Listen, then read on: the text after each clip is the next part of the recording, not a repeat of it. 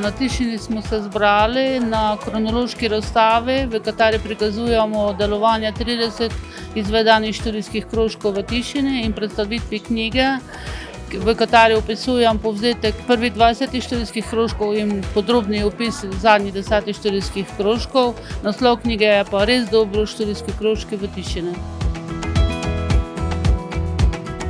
Rdeča nit v delovanju vseh 30 študijskih krožkov v Tišini je iskanje in ohranjanje kulturne in naravne dediščine in prenašanje na mlajši rod.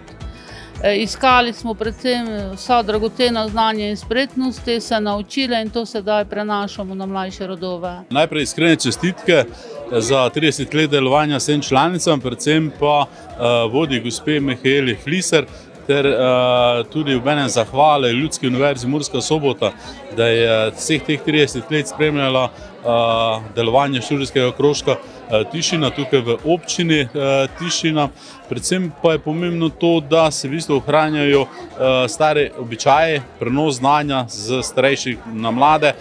Gospe so malce starejše, se lahko tako izrazim, in v bistvu imajo nekatera znanja in tudi vejo nekatere ročne spretnosti, ki so v bistvu nekoč uporabljale v njihovi mladosti, in v bistvu to znanje sedaj so tudi obnovile in ga prenašajo naprej na mlade, in je obenem tudi garant, da vse te domače spretnosti, domača znanja, tudi domači način življenja prenašajo naprej, da bo to kot ena neka nesnovna zgodovina, ne samo občine Tišina, ampak tudi Prekmurje in Slovenija. Zelo pomembno je, da so študijski krožki prišli k nam v Slovenijo že leta 1993, katerega je potem razvijal Andragoški center Slovenije, za kar se mu tudi zelo zahvaljujem. Torej, študijski krožki v celotni Sloveniji in v Tišini potekajo pod strokovnim vodstvom Andragoškega centra Slovenije.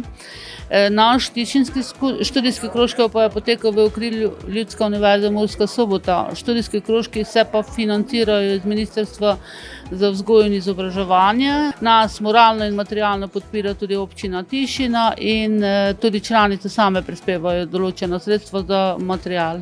30-letnica študijskega krožka je nekaj izjemnega. To je razvojni lok, veste, od 90-ih let do danes.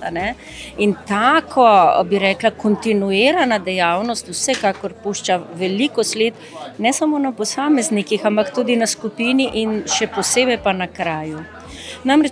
In okolici. Namreč vsak študijski krožek je pravzaprav dolžan rezultate svojega dela pokazati v javnosti. Ta javnost so pa domačini. Torej domačini pravzaprav od vsakega krožka v Sloveniji in letno jih poteka 300-400, pa če so vsakem 10-12 ljudi, to pomeni 3000 do 3500 aktivnih ljudi po vsej Sloveniji se uči na ta način in v svojih krajih pušča sled. To je pomembna sled in če govorimo o študijskem krožku Tišina, je to 30-letna sled, ki ne bo kar hitro izginila. Študijskega krožka oziroma nobene oblike izobraževanja ni moč izpeljati, če ne odličnih članov, zato se še enkrat zahvaljujem vsem članicam študijskega krožka, večinoma so ženske, pomaga nam pa tudi en moški. Drugače pa je največje bogatstvo oziroma najlepši trenutki v študijskem krožku je to, ko se nekaj naučimo, potem pa vidimo, ko nekaj se učimo in se potem naučimo, in tudi dosti izdelkov, ki smo jih izdelovali, različne teme, tudi rokavčke, pomagavčke za dementne osebe, ko podarimo, pa tudi igrače smo podarili otrokom, ko te svoje izdelke, v katerega vložimo tudi del sebe, nekomu podarimo. Delo z ljudmi nas bogati, vsak človek prinese v življenje svoj mozaik in potem smo zaradi tega tudi bolj krepostni, vztrajni, dobrosrčni in vse to prenašamo v lokalno okolje. Študijski krožki so pa dejansko najpomembnejša promocija v lokalnem okolju na licu mesta. Torej, mentori študijskih krožkov so super pomemben kader pri nas, zato ker dejansko Ljudska univerza s tem promovira neposredno. Pride med ljudi, dogodek je med ljudmi, Na tem mestu bi se zahvalil današnjemu MVI, Ministrstvu za vzgojo in izobraževanje, zato ker to zadevo financira. Zahvalil bi se Andragoškemu centru Slovenije, ki nam nudi strokovno podporo, torej govorim o delu zadnjih 30 let, tako da v imenu zavoda bom rekel, upam, da tako ostane, ne, tudi v bodoče. Tako da zdaj imamo, mogoče bi samo jaz dodal, ne, da se zelo pomembna figura se poslavlja z naše ustanove, ne, tako da to zdaj pomeni, da gremo v neko novo fazo, novih zgodb. Seveda imamo tudi mentorje študijskih krožkov, ampak Mihaela je bila zelo, zelo prepoznaven format, bomo rekel, zato ker je tudi praktično vedno napolnila prostor, v katerem smo dogodek imeli, tako da se pravi neposredna promocija na terenu, visoka stopnja obiskanosti dogodkov in nasplošno doživljam, da praktično pozitivna promocija zavoda skoraj brez neke negativnega elementa.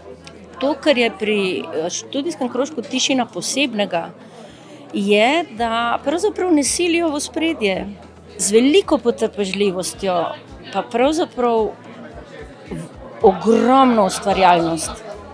In to je neka dediščina, ki jo najprej iščejo v preteklosti, prek sebe pa predajajo zanamcem. In to je izjemno in zares zaslužijo vas poklon. Seveda z njimi tudi mentorica Mihaela Fliser. Kot je Mihaela danes rekla, ne, ni to znanstveno raziskovanje, ampak dejansko prenos znanja in ohranjanje znanj.